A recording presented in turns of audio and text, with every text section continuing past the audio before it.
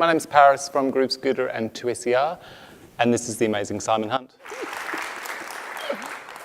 Simon, can I just get you to look up there for a sec and just tell me what that's like seeing yourself like that? Is there a kind of disconnect? Do you know it? It's 16 years ago, so yeah, it's a little bit of a disconnect, but I still know that it's me on the right rather than the left. So you can still make that distinction as yet, yeah. Hasn't it just been the best year in politics already? We're only 2 months in. So much great stuff is happening already. It's just do you just get totally excited when they, someone like Abbott just says something really ridiculous? Are you just I think it's that thing, a lot of people have talked about how we're actually moved beyond the point of satire now. Yeah. There are so many posts that we see, people they post a news article and they say, this is not the Onion. That's becoming a really common phrase. Yeah. This is not the Onion. Tony Abbott really wanted to sort of head into ISIS territory by himself, with a jar of Vegemite and sort of, a pair of boxing gloves and just go for it. Yeah. And it's just, it's gold, isn't it? It's getting beyond satire completely. And Palmer United Party, it just goes on and on and on. There's just, and Hanson was back this year, and yeah. Well, Pauline's always back. She's like Gary Glitter in the 70s, where you sort of do a farewell tour and then you sort of come back again, and sort of and she actually always goes, whenever she launches a campaign, she always goes, I'm back, and with 4 A's in it or something. So yeah, it's a bit of a recurring, it's one of those Groundhog Day type situations. Yeah, absolutely. I mean, behind all the comedy, there's a very serious side to what you're doing or your motivation in doing it, I guess. And I really want to sort of get into that, but I want to get an idea of what it is that you think gives you that sense of social justice, where that comes from in your background, why you connect with it so much. Where do you think that sense of equality and justice for people comes from? Oh goodness, I mean, I guess it's probably just from being a gay man that you're faced with certain things in your life and you have to look at a way of overcoming them, and there's while being a gay man is not sort of the worst thing in the world that can happen to you in terms of human rights these days by any means, it's quite a different thing. I guess it was sort of, I'm turning 53 on Monday, and so when I was 22 years old, I could be thrown in jail for, could have been thrown in jail for 16 years for having sex with a man. That was the law in New South Wales, and while it wasn't being enforced at that stage, it was a very, very weird thing. And the actual day they legalised homosexuality in New South Wales, I was 22 years old. I was living in a squat warehouse on William Street, and actually, when it was announced on the radio, I was actually having sex with my friend, and it's so perfect. And we had this transistor radio on, and there was this thing of the New South Wales Parliament have legalised homosexuality, and we're like, oh right, okay, but it's sort of back to it, and I think we got up and got stoned later as a celebration or something, but it's a weird sort of disjunction between real life and the way the society treats you in that way, and so that sort of hung on, and so I suppose, but it's as soon as you start to look into political situations and realities for gay and lesbian people, obviously that ties into all of those inequalities and all those intolerances come from the same place as racism, as misogyny, as everything. It all comes from the same place of dominant groups trying to maintain power in various ways. And so the links for it obviously come out, and that's become clearer to me as we go on. And that I say that, being a white gay man in 2015, you can pretty well do anything. I'm out at work, I'm out to my family, I'm out in life. It doesn't affect me anymore, in hardly any way. But the rest of the things are still there. If we go back to your childhood though, because I'm just thinking there are lots of gay men who aren't, particularly interested in social justice issues, so there's more to it than just, having been a gay man and identifying with the sort of, that feeling of separation. So I know you're a big music fan, for example. As a teenager, was music a part of that sort of realisation about politics and social justice issues as well? Did that kind of inform you? That's where I probably came into it, because I had, as a teenager, I was really had a big period, and through my brother and through some other people, where we were really into funk music and black American music and stuff like that. And in the 70s, that was very heavily politicized. And that sort of, I did have a growing fascination with some of that tail end of 60s movements going into the 70s and things. And really, I think the first big sort of historical research I did was like the civil rights movement and the student movements in the late 60s and things like that, and used to get all these old sort of radical magazines from Gould's Book Arcade on George Street and stuff, and read through this quite radical stuff that I found quite fascinating. I think it was probably something that was quite outside of myself, but that did really interest me in terms of history at that time. And your dad was a Supreme Court judge, is that right? He was a Supreme Court judge, and then he was on the International War Crimes Tribunal in The Hague, which actually, there's a funny Pauline story there, in that he was about to issue an arrest warrant for Slobodan Milosevic from The Hague when they were sort of setting up the tribunal. And because he had to do that, the International Court sent something to the federal police, and they had to go and check on all of his family, because they didn't know that the Serbs and the Croats in Australia haven't really been fighting each other for 25 years now, you know. But they didn't know that, so they had to find out where all of his kids were. And they said, where are you going to be at 7 p.m. on Tuesday night, and what are you doing? And I had to answer. I said, I'll be in drag, I'll be on the stage at Paddington Town Hall, hosting a charity auction. And so apparently, they didn't come in, but apparently they were sort of outside. It was like this sort of international presence of, like, you know, in case the Serbs and the Croats would go for the sun, you know. So it was this crazy moment. Do you think he had an influence on your sense of social justice as a judge? That thinking?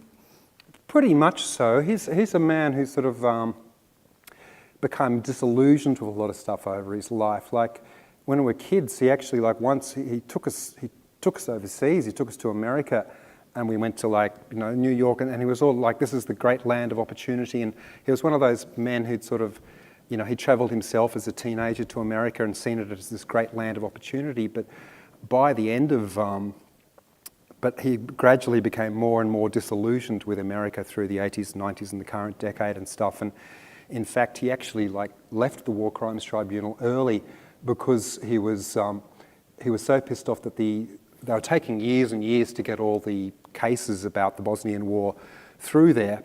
And then an American judge came in as the new chief judge and changed all the rules so that it was easier to convict people, so they could speed up the caseload. Mm-hmm. And he was so pissed off with that he wrote this really damaging story in the International Herald Tribune, where he compared the whole commission to Alice in Wonderland and things going down rabbit holes and stuff. And then he got blackballed and retired early, came back to Australia about 2002 or something.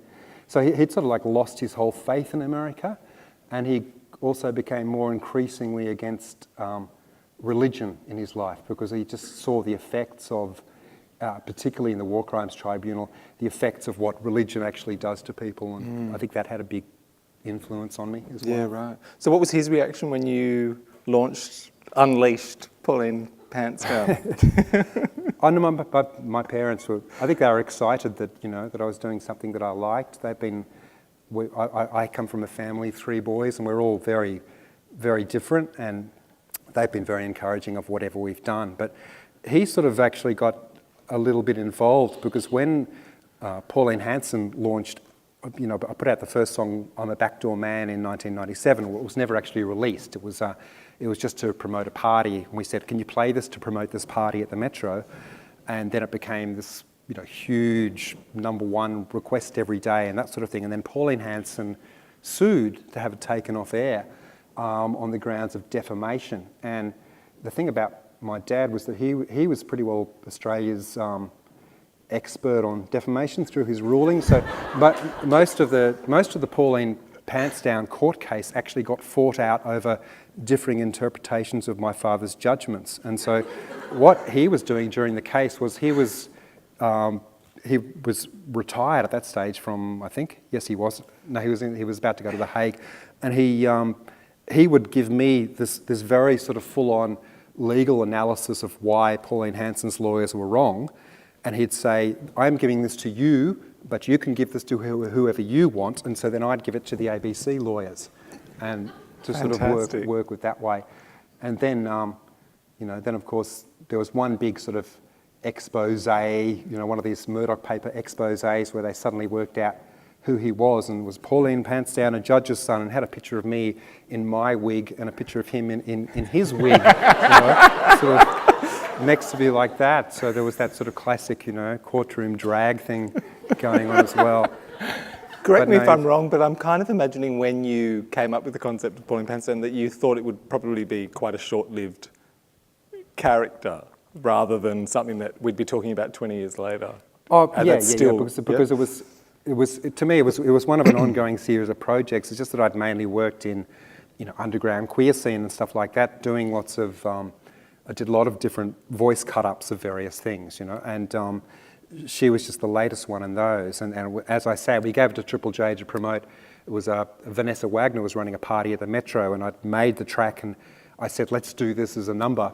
And Tobin, Vanessa had gone in to give it to Triple J and said, can you just play this? And we thought it would just be like that, But then, of course, when it blew up and the song got banned, I did plan out, because I Don't Like It, which was the big hit, and when I ran for the Senate in the 1998 federal election under the name Pauline Pantsdown, that was a year later, and that was very heavily planned. Like, I'd actually planned and timed that one. But I stopped doing it a year and a half after that. I did a few charity things, and I had really decided that that's enough, because it was a fun thing. It was a funny thing, and I loved doing comedy, but it was also a very serious thing. Yeah. And it's when we think of Pauline Hanson now, it's we had to remember how she was then and what she represented then. It was quite different. There were a lot of Asian and Aboriginal friends who really felt a bit of a knock by that, particularly with the level of popularity that she got. That it really, I remember I did a show at the Diva Awards, and it was choreographed by this man who's like a Filipino guy who's like sort of 40 years old. He'd been here for like 20 years. And he actually said to me, the last year or two I've sort of been wondering, like, do I really belong here? And it was very much, she did actually have an effect on people. Whereas once she lost power, she just took on the career that was rightly mine. She started dancing on TV shows and doing Pizza Hut ads. And I thought, as a one-hit wonder, that was my territory, That was where I was meant to go after that. And so, so that's, I didn't really go near it for 15 years until sort of rebirthing it on social media a year or two ago. I didn't expect to be sitting here, 18 years later, talking about it. Glad you are, though. You've been quite close to her, obviously. How much face-to-face time have you actually had with her, where you've, conversed? Have you ever? With Pauline Hanson? Yeah. We've had 2 meetings. Actually, that's a good segue. There's a slide there. There was this time, where this is at the Mortdale Bowling Club in South Sydney. So she was running for re-election for the first time, and I was running for the Senate. We'd heard she was in Sydney, and I had a few journalists tipping me off about where she would be. And so we've been chasing her around, but she had these 2 federal policemen, which is moustache guy in the middle and the guy just behind her head. And they would go, the media would be chasing them, and they'd drive through red lights everywhere, so you could never quite time where she was going to be. But finally, the journalist who was helping me said, okay, Mortdale Bowling Club, go 2 stops ahead. And so I sort of hid in the back of the car, and then they came out. This is an hour before this, and they came out, and I sort of jumped out of the back of the car like a jack-in-a-box, and said, Mrs. Hanson, can you please explain your, blah, blah, blah, blah. But she got so quickly ushered into the building. But then there was only one exit. There was only one place they could come out. And the media was sort of desperate to get the 2 Pauline shot. And so they did this big maneuver where they got all of their supporters at the back there who were standing in 2 lines on the paths, just applauding really loudly constantly, while the feds brought her in. And then No Neck here with a cigarette sort of stood next to me, and then just as Pauline came up, he sort of elbowed me backwards, and then he kneed my videographer into the thigh, and Pauline came around the back of the federal police guy. So that was the first time. And the second time was about 6 years ago. So we didn't actually exchange words. And second time was about 6 years ago. She was launching her autobiography, and she was doing a book signing in Pitt Street Mall. And I just happened to be walking there with a friend, and we said, "Oh my God, it's Pauline Hanson. And if you bought a book, you could get a photograph with her." So I bought a book, and I thought, I don't think she'll recognise me. I don't think she's probably seen a photo of me, you know. So I sort of went up and bought a book, and I said, "Hi, my name's Dick." And she signed the book, you know, to Dick, you know, with love from Pauline Hanson. We got a photograph there like that, and then I went off, but she had no idea that it was me. So that's the only times I've actually met her. That story you just described of this scene happening, Yeah. it kind of sounds equally sort of scary and dangerous and exciting at the same time. Was it really, were you excited, like, by the whole, like you're sitting in the back of the car ready to... because basically there was the little 1997 blip with Backdoor Man, but the 2 months, basically it was a 6-week thing where I released the single, we released it on a Friday afternoon so that we could actually get it spread to shops around the country, and it could get played on air before her lawyers could take action over the weekend. So we did that weekend thing of keeping her away from her lawyers. But then John Howard announced the federal election date on the Sunday, on the actual Sunday. So then it was like, and then I announced my candidacy for the Senate about a week later.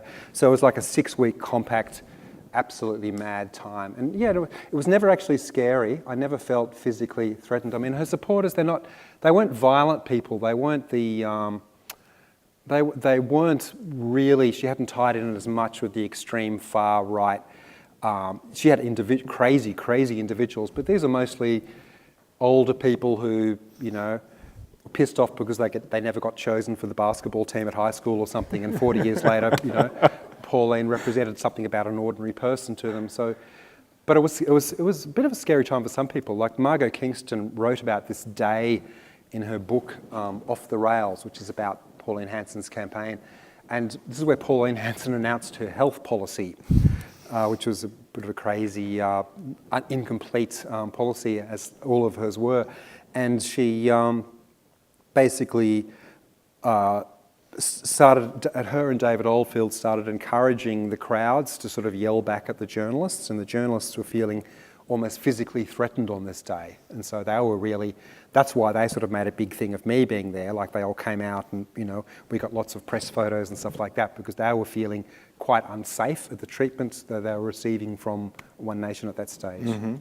You sound like quite a strategist. There's quite a bit of, you know, thought that goes into it. I know on one side there's the artistic thought. You were actually buying her clothes labels. You were really putting quite a bit of effort into, you know, parodying her. But at the same time, there's quite a bit of, you know, thinking going into a strategy of how, like when to release something so that she can't see her lawyers, like how, you know, putting together a political campaign. There's a lot going on there. Yeah, how much help did you have? And I guess I'd done some media studies, and I was quite fascinated with most of what I'd done before had been underground queer scene and film festivals and stuff like that. But to put something in the mainstream here, like, you know, this is a couple of us, you know, some people had the internet, but we weren't really in an internet world in 1998. You know, it was 2 or 3 years before that huge expansion of the internet happened. So you didn't have all these alternative forms of media. You had, you know, the media. You had those 4 television stations and those 10 radio stations and, you know, 2 newspapers, and that was it really. And so that was enjoyable and fascinating to try and sort of subvert that whole process, because to me, what I was trying to target was that she was putting herself forward as, I'm just an ordinary Australian, you know? An ordinary Australian, even back then and even more now, always means to me to be racist and wanting to call on the, you know, a white English history, and that's what the idea of being an Australian is when somebody actually puts that forward and wraps themselves in the flag. But at the same time, I thought she was incredibly constructed. You know, this whole construction of herself as like an ordinary worker, an ordinary person, didn't actually match with the way she'd even run her own fish and chip shop. You know, she didn't pay full award level to her workers. There was very much like this whole construction of a politician. So to me, I was sort of trying to play up that construction, you know? Mm-hmm. So it wasn't just making fun of somebody and copying them. And to me, it was actually about if you copy this artificial construction of a character, that somehow shows the way that she's constructed, that she's not really, that she's just actually a constructed politician, and just like the rest of them were. So I'd always play up the mechanics of what I was doing, like, that she came one day and she had a speech prepared, and she said, no, I'm not going to use this speech, and then she sort of ripped it up in front of the crowd and started speaking to it. So then I started ripping up entire books of stuff, you just sort of like take it up slightly, and it just sort of shows what the construction is in some ways. There's a fantastic image that I read. You sent me some stuff the other day, and there was a fantastic image which has really stayed with me of you, election night 1998. You're walking down a Marrickville Street as Pauline Pantsdown, on your way to the ALP's election party. Anthony Albanese. But they're celebrating defeat, right, on that election, and there you arrive as the entertainment for the ALP party's election party. That's a crazy night, because Anthony Albanese rang up and said, look, I really want you to perform at my party. And I said, okay, sure, and sort of came along, and it's funny because we had a camera going everywhere. There's this unfinished documentary that'll happen one day, but everything was filmed. And there's this amazing shot where we're sort of getting out of the car, and that's how I found out she'd actually lost her seat, because we got out of the car, and Anthony was really drunk. He was really, really drunk, and he just went, Simon, the fucking bitch lost his seat, and so, oh wow, and then he saw the camera and sort of like, sort of straightened up and did all this sort of thing, and oh, it was a victory party for him. He'd only been a politician for 3 or 4 years at that stage, and we actually acted out as the show. I got the court transcripts from the Backdoor Man case and grabbed people to play the different roles. It was something we used to do in the show. So we got the deputy premier to be the judge in the Pauline Pantsdown case, and I can't remember her name. Anthony's wife. What's her name? Anthony Albanese.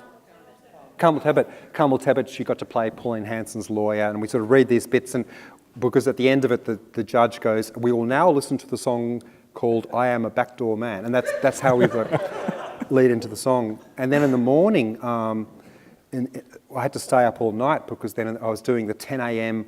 sleazeball the closing sleazeball show, which was sort of like 20 dancing Paulines and the giant head of Pauline Hanson that we exploded at the end. Actually, somebody, apparently the eye blew out into the audience and people passed the eye around and stuff. It was all very sort of Roman, Grecian stuff, But yeah, no, that was a long night. I just remember, but there's a video of it someone put up on YouTube where I actually announced to a room full of totally drug-fucked people at 10 in the morning, 7,000 of them in this hall, saying, look, I don't know if you all know this, but Mrs. Hanson lost her seat last night, and there was 53 seconds of applause, sort of like absolute crazy stuff. I mean, that's a great image too of you at Sleaze, and I'm just wondering about your views on drag, because I've never seen Pauline Pantsdown as a drag per se, and I know that you don't like to call what you do drag. Well, obviously it is. Technically, it's drag. Yes. Yeah. No, but I want to get your views on that, because I guess, some people see drag as quite awful because it magnifies all the worst stereotypes of females, the nagger, the bitchiness, the, completely obsessed with beauty and all that sort of stuff. Yeah, and I guess in some ways I always saw Pauline Pantsdown as more of a clown, like a classic clown, or like the jester in the court, who's allowed to sort of say rude things to the king, because I always did feel like I was a 10-year-old who'd been given access to the media. When you're dressed up like that, you just feel like a child, and you can say outrageous things that you couldn't say otherwise, But I understand that take on drag, and yes, a lot of drag is really misogynist and boring. I'd never really had an interest in drag before, I'd have been one of those people where if I went to a gay club and there was a drag show on, I'd be like, okay, you're a man dressed as a woman miming a song. Now entertain me, do something. And I had found it really boring. Although I did, during the course of particularly the 15 minutes of fame, I did get to know a couple of drag queens really well, particularly Varushka Darling, who was doing my makeup, who's a fantastic person. And I became to appreciate that a lot of them actually played that role in the community, and particularly that time when AIDS was a much bigger issue and all that. They were running all the charities, they were doing things for absolutely no money sometimes, or very little money when they did. And they were sort of like these community organizer voices, and I found that role really fascinating. But yeah, you get a lot of misogynist drag. Like I at one stage I did a show up at the Wickham Hotel in Brisbane, and I got welcomed by this enormous drag queen, and she seemed like a really lovely person. Oh, Pauline, so great to see you, and all that. And then she got up on stage before me and did the worst, most horrible misogynist, like picking out a woman in the audience and just saying all this crap about vaginas and stuff. And it's like, whoa, like I think I hadn't seen that much because I sort of came from a different area. Like my performance stuff, I'd done a lot of performance art and experimental theatre and stuff like that. And in fact, the first time I'd sort of really regard the drag that I did was a show I did about a year before Pauline, where this is pre-internet, this is like 96, and when there used to be these telephone dating lines where, does anyone remember this? You could ring up and like listen to all these things, then you could leave a message for somebody, and it was all based on voices. And so I recorded them all off the telephone and made a show where I set all of those to music, and we had like a girl dressed as a girl, as a drag queen, and a girl dressed as a boy, and a boy dressed as a girl. And I was a boy dressed as a boy, but I was the straight acting bloke who'd been leaving all these messages, G'day fellas, how you doing? I'm a very straight acting bloke, no interest in Oxford Street at all, just like that ultra sort of pump yourself up, take on that. And I considered, and I was wearing like sort of like a Miller shirt, with the arms cut off, which I made into socks, and like a pair of King G shorts with a dildo just poking out a bit, like I'd forgotten to tuck it away or something, and that to me, and sort of this sort of blokey type. So that to me was drag. Yeah. And the way I'd sort of got into doing cut up sound was that I was actually, my first scene that I did performance in within the gay scene was actually like a lesbian scene. A group called Wicked Women, who grew out of in the 90s out of a S&M magazine, and then used to have parties, and then they started to develop a competition called the Ms. Wicked competition, which moved beyond sort of the S&M group people to become a broader sort of lesbian scene. And I had a lot of friends who I was living with who were contestants, and so I would do their sound cut-ups as part of that, and then I started performing some of them in that. So I'd sort of like, it's funny, my drag sort of came out of a lesbian scene as opposed to a gay scene. So that sort of gave me like a bit of a critical eye, I think, on drag, Yeah. But yeah, a lot of it's misogynist and all that, but there's I think there's a lot of different aspects to it in the way that it's used and can be used, I guess. And historically, I mean, it's got some amazing political activism attached to it as well. Yes, of course. I want to ask you also just about at the time when Hanson first came out, after the media got over the sort of initial shock of her, then there was quite a bit of focus in the media on her sort of her voice, her accent, the way she looked, and all those sorts of things. The very things that later we were criticising the media about in their treatment of Julia Gillard, red hair again. It was just the same things that we saw coming out, instead of focusing on the fact that her policies were really racist, that her, I'm just wondering whether you struggled with that thing, because here you are making a parody of somebody, but at the same difficult, time it's and when I look back at the first song, for example, and Backdoor Man and stuff like that there's stuff in there where it's a little bit sexualised and all that. It's stuff that I wouldn't probably do now. In that, yes, I was. To me, I mean, I do think that I can justify it in some ways that I was using the vehicle of actually like taking someone's image. It was all part of her image, to use that to then criticise the policies. And then once I actually got into the media and started doing interviews with the press and stuff like that, I'll be able to concentrate on the policies, and be able to use that and sort of, I was using bringing out information and stuff in rallies. I mean, a lot of people just saw me as, they might have just heard me on the radio and there's that silly song and it's funny and that's it. But then when I would do performances and live thing, I was able to sort of bring more politics into that. But yeah, I was conscious of the fact that the centre of it all for me, and what actually drove me to it, was not the idea of wanting to usurp a woman's attempt at power. That it was actually about her racist policies, her outrageous statements about Asian and Aboriginal people, and that's what drove me through it. But then at the same time, I'm very conscious now of the way that has been repeated and keeps on repeating. And that's why, people sort of always, whenever a woman appears in politics, people send me in a mail and go, you've got to do Julia Gillard, you've got to do Jackie Lamy, you've got to do Julie Bishop. And that to me is not the point. I mean, Julie Bishop, for all the disagreement I have with her politics, she's basically the only person who has any competence of what her job involves in that government. There's like 100 bad men there who just don't know what they're doing.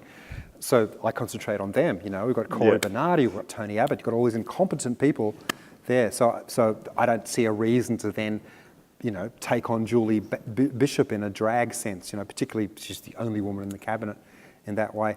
Same thing with Jackie Lamy. It's just that she's just someone who's ended up there really by accident, through the Palmer Party, and she won't be back afterwards, and just have to hope she doesn't do too much damage on the way with these ridiculous things that she says. But I'm not going to take that on.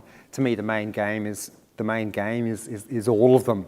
Yeah. They're all equally bad. I remember at the time you compared One Nation to the Nazi Party, and people always, kind of balk when that's, that comparison's made, because it's like, oh no, you can't compare everything to the Nazis. It's always, but it is the same ideology, isn't it? It's because it's basically, we're picking on this now, but if we get power, we will continue our sort of step through all the minorities, or all the, we'll. Yeah. Well, my writing about that was before people invented Godwin's law. And Godwin's law, I'm actually critical, because Godwin's law to me seems to be, it's mutated into a point of shutting down discussion now.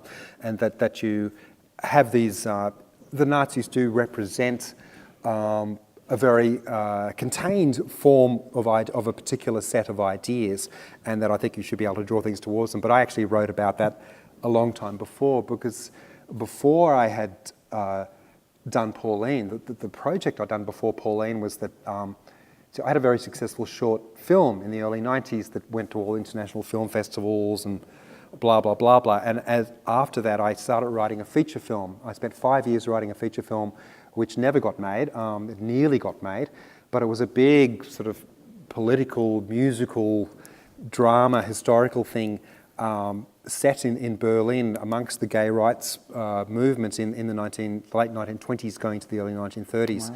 Wow. Was it something I'd actually been historically researching, and some of my research went into a few books of history and stuff. So I'd really very thoroughly studied Nazism immediately before I did Pauline. So when the ABC actually asked me for their legal purposes to write an analysis of what I was doing with the character and doing with that, and that's when I actually wrote all that up, where I talked about how the Weimar satirists, for example, some of them wrote about that when they tried to satirize Adolf Hitler, they always had trouble because his own statements were too extreme to actually be able to, they couldn't actually push them that level up.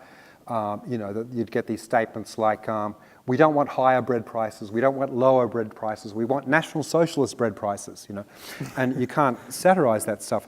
And so they would, so that's why when they would do Hitler, they would actually imitate and exaggerate every aspect of him, the moustache slightly being off, the hair being slightly back, the eyes being wider open, the clothes being slightly more ill-fitting. They would exaggerate and play with his appearance, his manner, his voice, his unusual accent within the political sphere, his concentration on external foes, external foes like France or whatever instead of Asia in Hanson's case, or internal foes being the Jews instead of the Aborigines in Pauline Hanson's case, and that they would then get Hitler on stage in the character, and they'd have him talk about non-political things, absolutely non-political things, but using the same methods of argument. So I said, well, that's what I'm doing, same thing. So I drew that particular parallel in terms of satirical practice. So that was, I wasn't approaching it as an academic exercise, I was trying to have a lot of fun at the same time, but it definitely had connections with that sort of historical construction of satire. Yeah. I guess what I'm sort of moving towards is a bit of a discussion on solidarity, because I think that's a major part of what you do. And I think that's that thinking that people, some people don't get, is that even though Hanson might be campaigning about racial issues, you know that when someone like that gets into power, it might be racial issues that get them into power, but then then comes the pecking order. Next it'll be the unemployed people that will be the problem. Next it'll be gays and lesbians. Like, they don't stop at that, and it's the same thinking over and over again. Mm-hmm. And so there's this wonderful sense in everything that you do about solidarity. It's not just about me as a gay man and how I feel. It's about the fact that other people feel like this, other minorities cop the same shit or will cop the same shit. So it's about that inclusiveness and thinking how it affects other people. So yeah, that's obviously has informed your thinking. Oh yeah, because if you're talking about people and their attempts to control and manipulate, that it's the same people, you know. If you go to the Australian Christian Lobby's Facebook page, and obviously the Australian Christian Lobby are united by their anti-gay issues. That's what sort of distinguishes them as a group. But you read all the comments there like that, and it's the most Islamophobic stuff you're going to find on the internet, all there. It is all the same people. The people who want to control women's rights, the people who want to impose their religion on you, the people who are anti-gay. Strangely, in Australia, the people who deny climate change, it's like a Royal Easter Show sample bag of ideas that are always just sort of like thrown together in that way. And you can't do this. You know, if you hate gay people, you've also got to believe that the planet's not getting warmer. You know, it seems to join together in that way. So obviously, that the ideas of solidarity. That's why I've worked on a lot of feminist issues as well. In that. How can you talk about fixing up the rights of a minority of people when the majority of people on the planet don't have equality? Then, if you don't have women's rights, you're not going to get anything else. Yeah, it's not going to be. It's going to be similar harder. Yeah, I think that deserves a clap.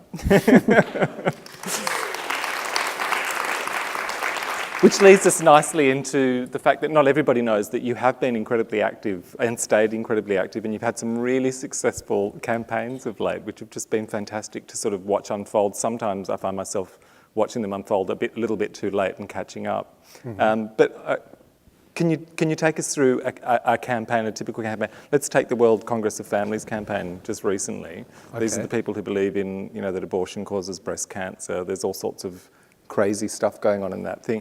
Where was the first idea to take them on and start a campaign about it? I might whack my glasses on and just get that image. I've got some images there. Sure. I just thought like a lot of you might not have seen the Facebook page. I mean, I basically I didn't go near Pauline for like 12, 13 years or something. I only did 1 or 2 appearances at different times. But the impetus was just a silly one, that Pauline Hanson herself launched a Facebook page just before the federal election in 2013, and started trying to sort of get followers. And so I thought, I'll do that too. I'll do a Pauline page, and just it was sort of like a bit of a childish impulse. But then she started, and so I started sort of feeding her graphics back to her. So like, found out that she didn't have a candidate in Tasmania, so we made a Tasmanian candidate and got everyone to post that back onto her page, but using her own sort of fonts and graphics and stuff like that. So it was just initially it was just like, let's have one more go at Pauline. But then I started to, she actually had a lot of interesting preference deals sewn up, and I started to think that she might actually get in. And so I was doing a lot of graphics, feeding back through my followers back onto her page, about where people's votes were actually going, that if you voted for, even in some cases, some fairly left-wing parties, that they'd sewn up some deals. She had this very good preference deal at Glenn Drury, but then he sort of double-dealed her. And then in the end, what happened was that, obviously the Liberal Democrats got the donkey vote, and so they actually got the seat in the end. But yeah, I did a lot of stuff during the election campaign, and then it sort of switched to Tony Abbott.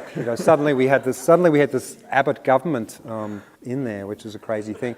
So I was sort of concentrating more on.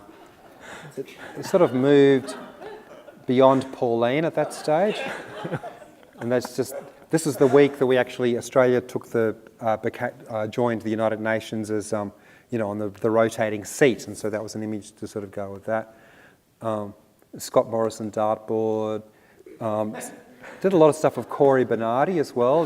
Introduced him as a character called Corgi Bernardi.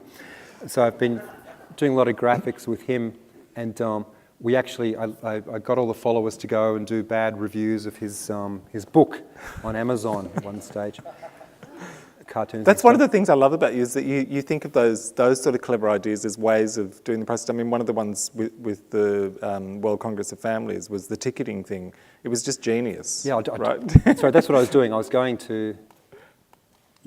Yeah, I mean, the World Congress of Families it was a complex one because the World Congress of Families they're an American organisation, but they never act in America. They act internationally, and they see themselves as a counterbalance to sort of the Hillary Clinton, Barack Obama, feminazi, pro-gay sort of thing. And so they work, they're associated with people who, a guy called Scott Lively, who basically helps the Nigerian government organise their Kill the Gays laws.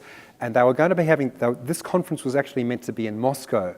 And they got Scott Lively in to be on the conference. And they basically had been advising the Russian government on how to institute their anti-gay laws and stuff. So they basically work internationally against gay people, but they're also associated with this fringe theory that abortion causes breast cancer. It's part of the thing where what the Christian right have started to do is, rather than saying all science is wrong, evolution is the truth, what they do now is they grab these little fringe scientific papers and say, this is the truth, don't have an abortion, it'll give you breast cancer.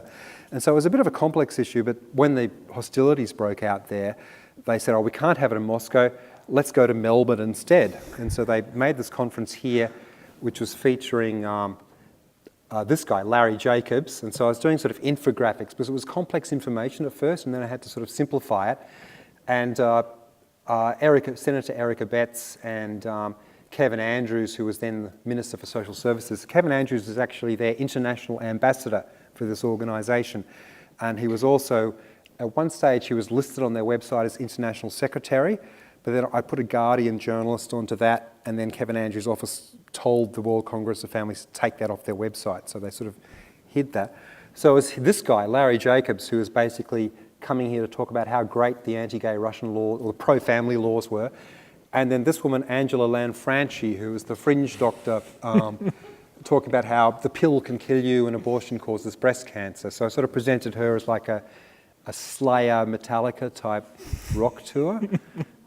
And basically, this campaign, this was like a 2-month campaign, and what worked really well was the first thing I did was I got all of my followers to RSVP for all of the tickets, which were free. And so we just filled all of their ticket allocation.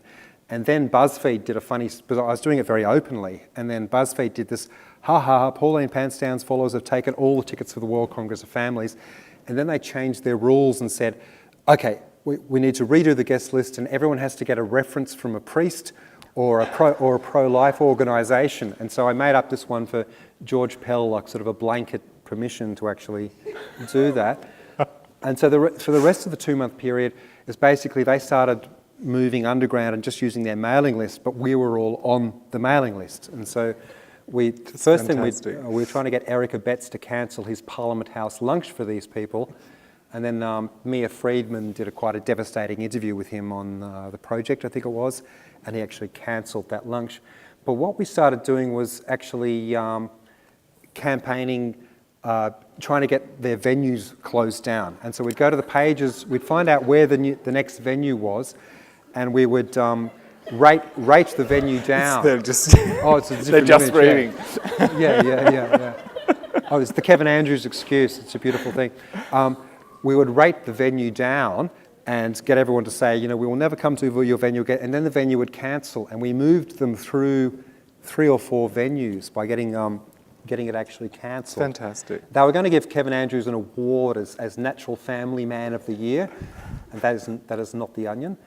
So I was sort of like jumping back and forth between the issues, the obvious issues about women's rights within that and the gay rights. So it sort of became the dual thing of the two things about the conference in that way. That was a particularly non-humorous image that I made for it there.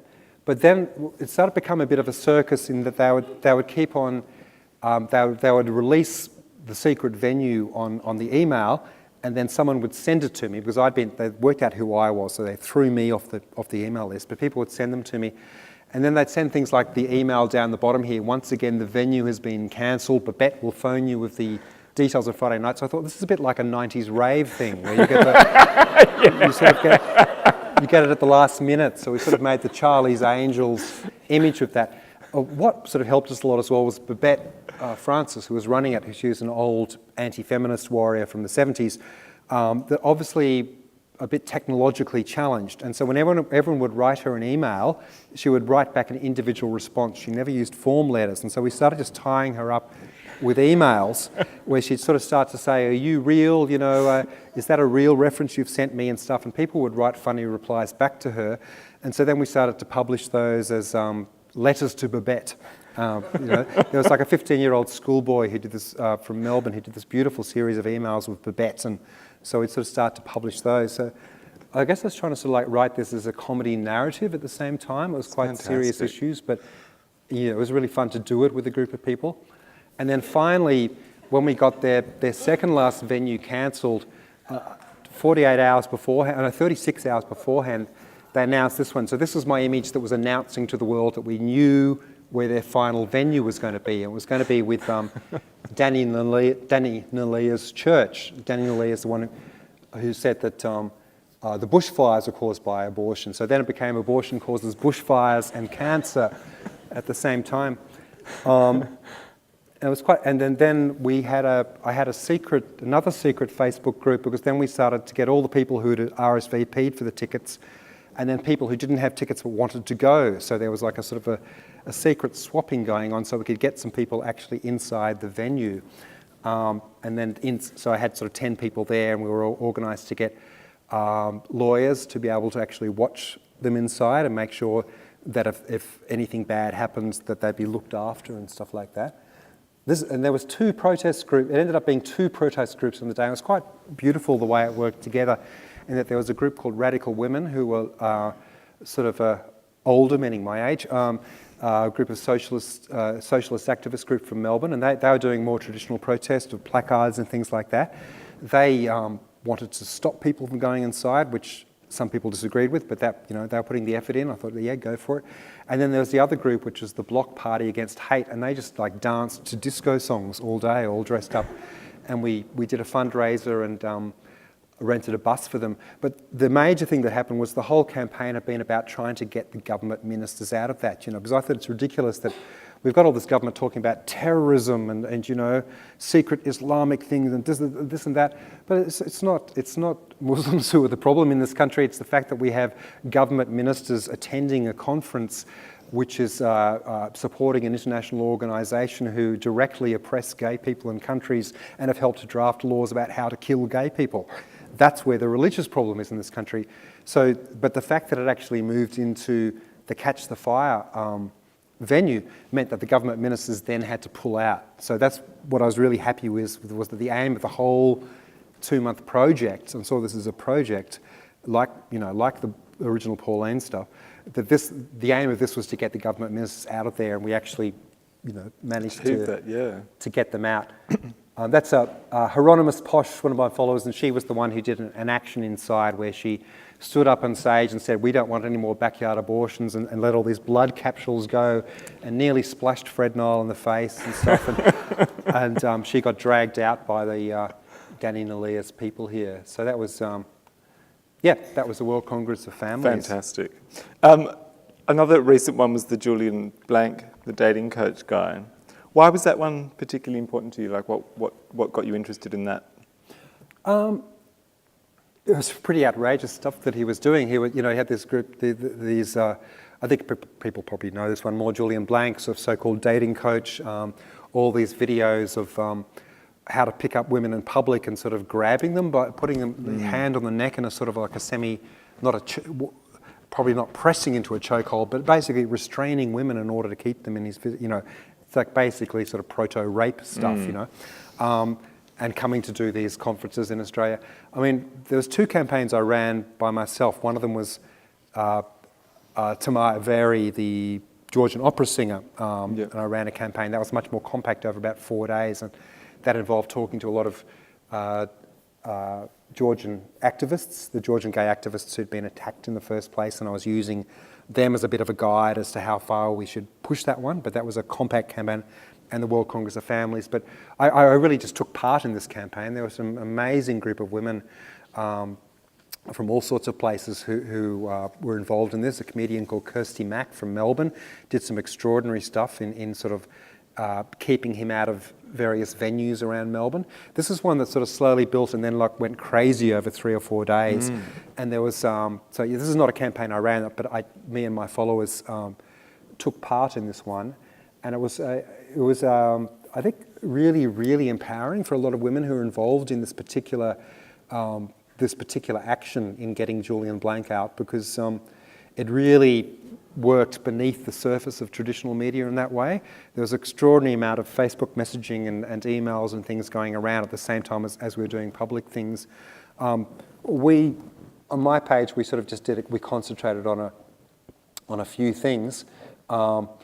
We got their Brisbane venue cancelled. We did our same thing we'd done with World Congress of Families of having a go at the Mercura Hotel in Brisbane and rating them from a 5-star hotel to a 1-star hotel and blah, blah, blah, blah, blah, blah, and they pulled out. So we got him cancelled from Brisbane. And then I did a graphic that actually ended up getting him thrown out of the hotel that he was staying in at the time. And it was basically a safety warning for women at the hotel that we got everyone to publish on the hotel's Facebook page and Twitter, just sort of warning women at this hotel that there was this man who might jump out at them at any time, and they really should inform hotel security if they see him in the hotel. And That's great. They ended up kicking him out of the hotel at that stage. So it was quite some specific actions about that. I thought that was a beautiful piece of theatre when the actual protesters in Melbourne encircled the boat. They'd got them onto the boat, and they'd encircled the boat, and they'd told the boat owners what this man was about, and they wanted... He wasn't actually there at this stage. He was already packing his bags to leave the country. We didn't know at the time. It was somebody else replacing him. But it turned into a real circus with the feminists surrounding the boat, with the police protecting these poor little men who were just looking for a date or something, apparently. But yeah, I really liked the actual sort of circus of that particular event. Yeah, it's fantastic, and a great result at the end. How do you... a lot of people struggle with the idea of I've only got so many hours in my day to, they even get annoyed with having to click someone's email that they send them, please sign this petition, and here you are with a full-time job and obviously a whole bunch of artistic things that you want to get done, and you take on a campaign which must be every waking moment for a couple of weeks, or it seems like that to me. Well, that's why I'm not doing them all the time, I mean, like last year there was the federal election at the end of 2013, and then last year, there was the Tamar Avery campaign, the World Congress of Families, and then my involvement in this campaign, and that's why I'm not doing them. Obviously, every time there's any issue, someone says, here's your next campaign, this is what you have to do, and all that sort of thing. But obviously, when they take off, yes, there's no time to do anything else. So a lot of the time, my Facebook page is just, I think it's just the same as everybody else's Facebook pages. I'm making funny comments about the news, or making a cut-up picture, or it's just making jokes, being the clown, that sort of thing. So yeah, it's not a full-time activist position. I don't think I could handle the pace and the stress of that, because I don't have, a lot of people. Someone said to me, it's like what's his name, George Takei's page, and it's like, well, he's probably got a staff of 20 people, but I'm actually doing my Facebook page all myself. I open it up and there's like 45 notifications, and people have tagged me on anything. Pauline Pantsdown, tagging, and then inbox, and then the other email box that I try to keep away from a lot of the time. But yeah, it can get really busy, so that's why I'm not doing campaigns all the time. Sure. You're a man of many talents. I mean, you just talking about doing a film treatment. You've made films, and quite successful ones. You're a lecturer, you're a sound editor, you're a composer. We didn't even go into all the things that you'd done pre-Pauline Pantsdown, bands in Berlin, all sorts of, you know, amazing stuff. Do you have a first love artistically that you would love to be spending your time doing? Music, just Yeah? music, just music. Yeah. Making music, Yeah, huh? just making music. So when's that going to happen? When are you going to do it? There's lots of unfinished things. I mean, I've got an ongoing sort of soul funk hip hop type project with a group of friends, which has been sitting unfinished for about 3 years, and we all get busy and we all come in and do it. But that'll be very non-Pauline, that one. I did a 1 hour soundtrack for a William Young documentary last year called Friends of Dorothy. It was on the ABC, which was it was actually great to return to that because I used to do a lot of soundtracks for film and theatre, and I love doing that. And so this was full classical score, plus doing music for sort of, you know, I mean, Friends of Dorothy was the history of William's life within the gay scene in Sydney. And so I was doing like 70s disco, 80s electronic, 90s house, and all sorts of things, as well as like a full orchestral score going in and out of it. And that was time consuming, but something that I love doing, you know. So yeah, I'd love to, I'm a university lecturer now, and I'd love to just be able to give that up and just write music all days, you know. I don't think I want to do any more political voice cut up songs, which is what I know people want me to do all the time. But I think I do change what I'm doing a lot in my life a lot of the time. So yeah, always new things ahead. But music is what makes me happiest and saddest and most, you know, it's where all the emotions tied in with. So yeah, music is the center of it all. Fantastic. Well, I hope you get that opportunity. Please put your hands together for Simon Hart.